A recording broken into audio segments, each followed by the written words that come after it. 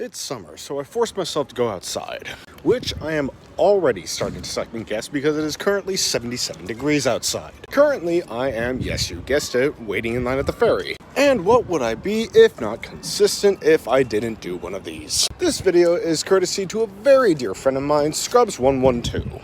He loves magic just as much as I do, and recently we were talking, and he brought up something that I thought I should address. In the entirety of the Magic the Gathering world, there are a variety of different graveyard cards. The graveyard, if you ask the right players, is not a place where your things go to die. It is quite literally a second deck or hand if you play your cards right. Walking back to my car because I am running at 20% battery, the graveyard is also not specific to colors that favor it.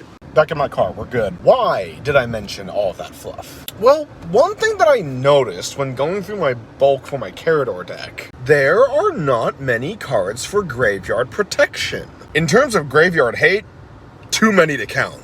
Off the top of my head, Rest in Peace, Leyline of the Void, Grafdigger's Cage. All of those make sure one cannot have a graveyard. There are several options for graveyard target removal as well.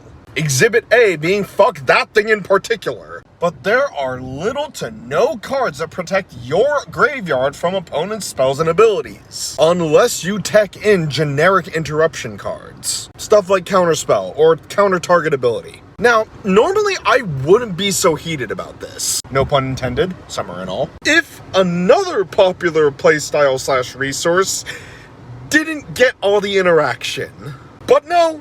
There are 1.5 million ways to protect artifacts. I get a little bit annoyed when somebody says, there's too much artifact hate. I'm sorry, you must have not heard of Padim, or literally a quarter of the removal that gets discounted and or gets extra benefits just by having fucking Legos on the field. Affinity for artifacts. If you control 3 or more artifacts. If you control an artifact. People at Wizards who are creating these cards might as well have just said, if you like trains, get $1 million. But God fucking forbid if you are a graveyard player. Aside from generic interruption, your only defense tactic is to not put all of your eggs in one basket. As in, lock in and watch your opponent's setup like a fucking hawk. And double check by the end of your turn you don't have a lot of important stuff in your yard. All in all, justice for graveyard protection. Make more cards that do it. Anyway, the ferry is here. Y'all have a nice day.